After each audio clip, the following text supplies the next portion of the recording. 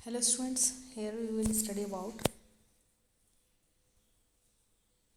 refraction of light.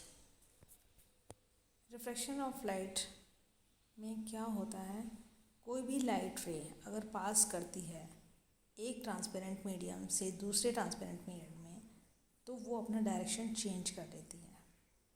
ये जो phenomena होता है इसको कहते हैं हम रिफ्रैक्शन ऑफ लाइट।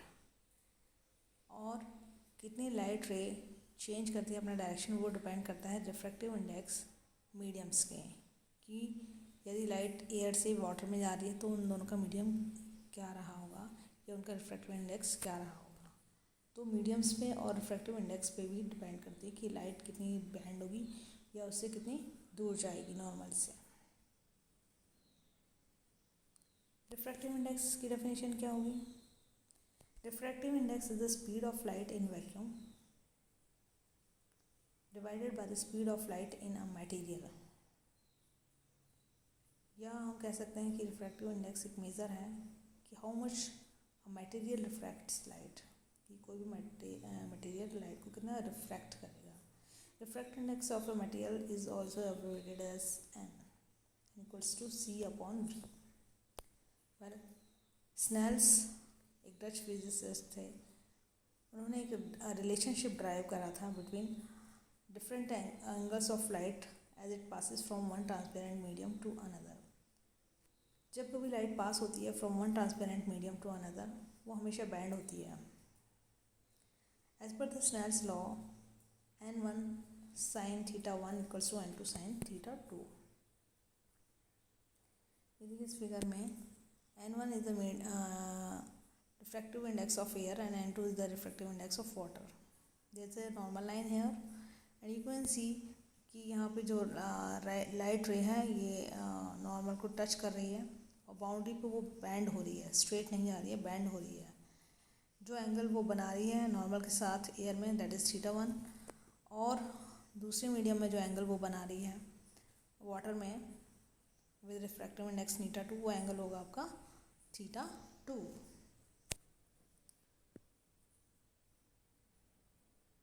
तो स्नेल्स लॉ के हिसाब से n1 sin theta 1 equals to n2 sin theta 2, जहाँ पे n1 रिफ्रैक्टिव इंडेक्स है मीडियम का and theta 1 is the incidence angle between light beam and the normal,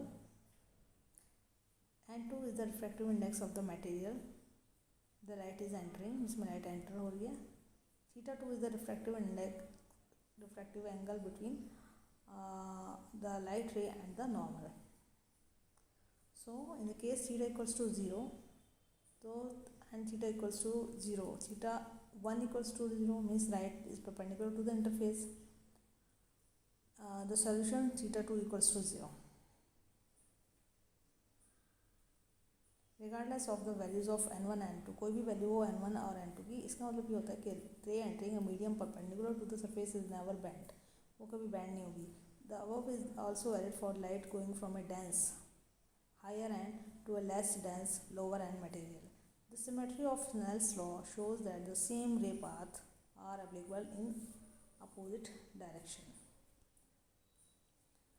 Then comes the concept of total internal reflection, जो कि optical fibre communication का सबसे main part है। किसके द्वारा? लाइट, TIR बोलते हैं, लाइट पास होती है ऑप्टिकल फाइबर के through. When a light ray crosses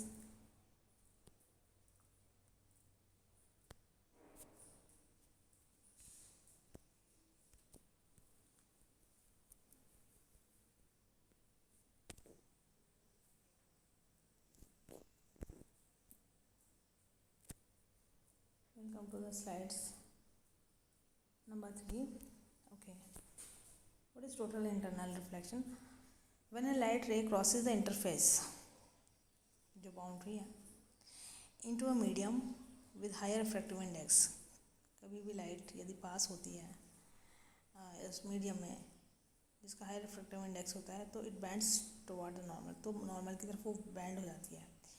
अगर हम देखें कि लाइट ट्रेवल कर रही है cross interface from a high refractive index, अगर वो किसी हाई रिफ्रैक्टिव इंडेक्स मीडियम से लोअर रिफ्रैक्टिव इंडेक्स मीडियम में जा रही है तो it will bend away from the normal से थोड़ा दूर हो जाएगी। This has an interesting implication at some angle known as critical angle, किसी एक पर्टिकुलर एंगल जिसे हम क्रिटिकल एंगल बोलते हैं या थीटा सी बोलते हैं, लाइट ट्रैवलिंग जो ट्रैवल कर रही है from higher refractive index medium to lower refractive index medium will be refracted at 90 degree, means refract हो जाएगी along the interface. If the light hits the interface at any angle larger than this critical angle, it will not pass through to the second medium at all. Second medium में वो pass नहीं होगी. Instead इसकी बजाय all of its light will be refracted back into the first medium, पहले medium में आ जाएगी. इस प्रोसेस को बोलते हैं total internal reflection. The critical angle can be calculated from Snell's law.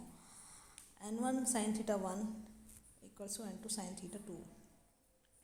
Putting it an angle of 90 degree for the angle of refractive index theta 2.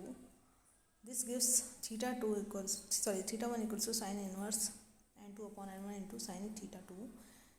चूँकि theta 2 90 degree है तो साइन थीटा 2 1 हो जाएगा. थीटा 1 और theta सी बराबर हैं किसके, sine inverse n2 upon n1 के. तो इस एग्जांपल में जब लाइट आ रही है ग्लास से,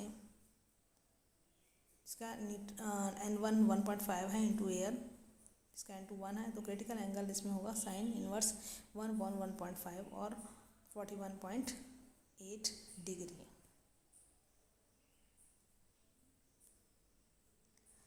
Then here comes our numerical aperture of optical fiber. Numerical aperture क्या होता है ऑप्टिकल फाइबर का? न्यूमेरिकल अपर्चर एक मेज़र है जिसमें वो कितनी ऑप्टिकल फाइबर लाइट जो है कन्फाइन कर सकता है इंसिडेंट लाइट को अपने अंदर. या we can say it is the major of ability of an optical fibre to collect और confine the incident light ray inside it. It is among the most basic property of optical fibre.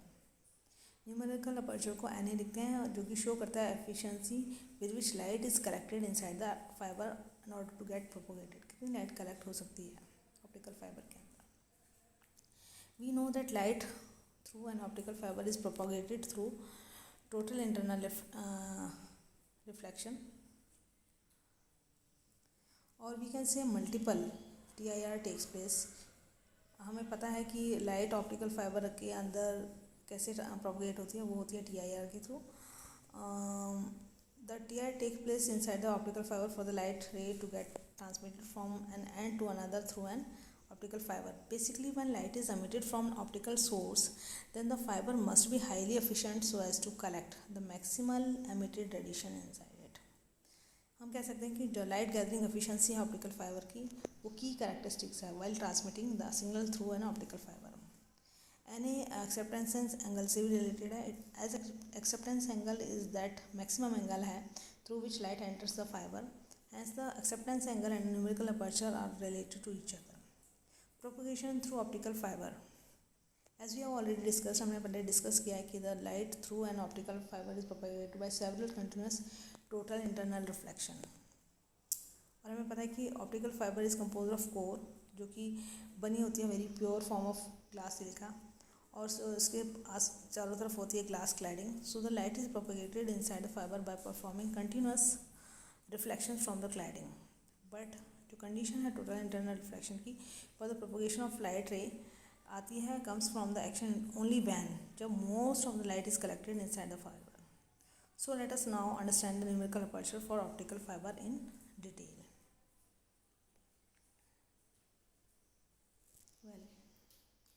हम कैसे derive कर सकते हैं numerical aperture किसी भी optical fibre का. आप डायग्राम देख सकते हैं. यहाँ पे एक एक्स लाइन है जिसमें एक मीडियम है 1 with an refractive index, cladding है जिसका रिफ्रैक्टिव इंडेक्स n2 है, कोर है उसका रिफ्रैक्टिव इंडेक्स n1 है और कोर के आसपास क्लैडिंग दोनों तरफ हैं. ठीक है. कंसिडर है लाइट रे एक्स-रे. एक लाइट एक्स-रे देखिए जो इंसिडेंस करती है inside the optical fibre. The refractive index of the core is n. Core का कितना है रिफ्रैक्टिव इंडेक्स n1 है और क्लैडिंग का कितना है n2 है. The figure below shows an optical fibre inside which light ray is focused. Now so the light ray is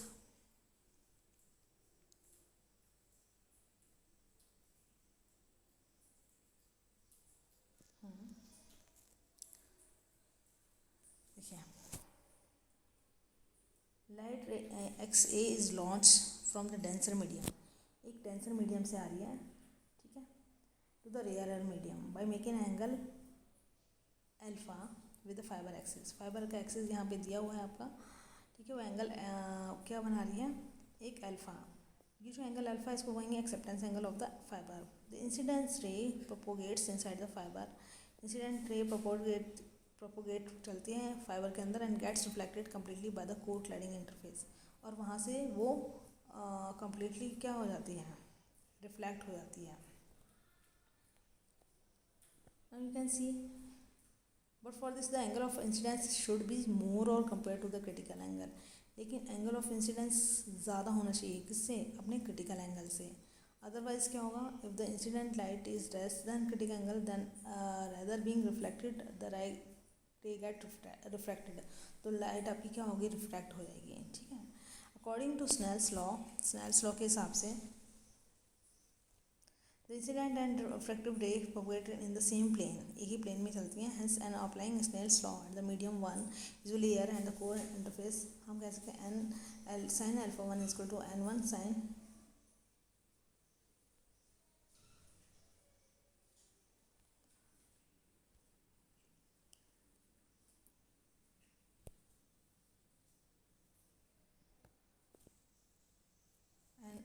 an sine alpha equals to N one sine theta.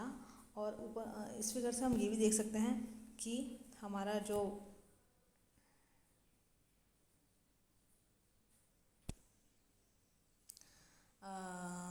Theta है वो पाई by 2 minus theta C के बराबर है। क्यों, क्योंकि यहाँ पे आप लाइन लिखिए, जो लाइन जा रही है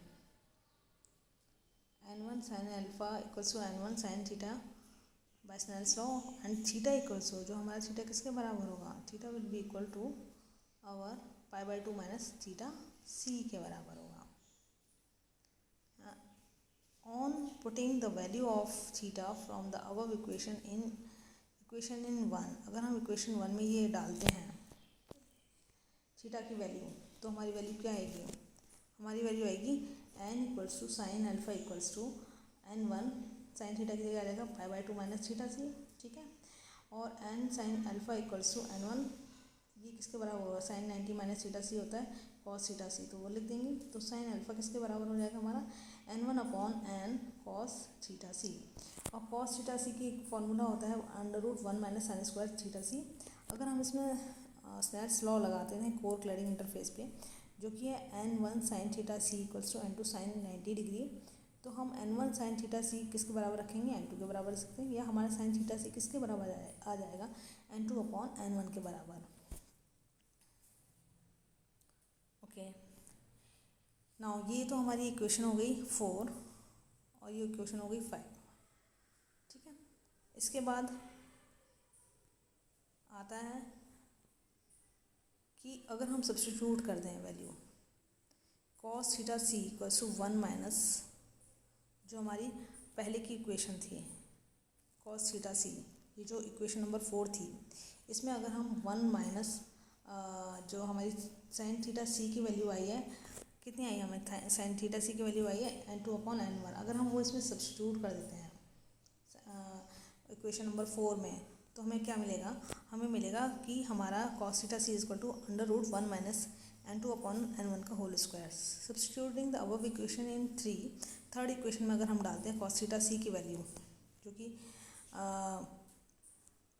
यहाँ पर थी स्नेल्स लॉ के बराबर थी, तो हमारा क्या आएगा, sine alpha is equal to N one upon n under root 1 minus N two upon N one का होल स्क्वायर, या हम कह सकते हैं साइन अल्फा इक्वल्स टू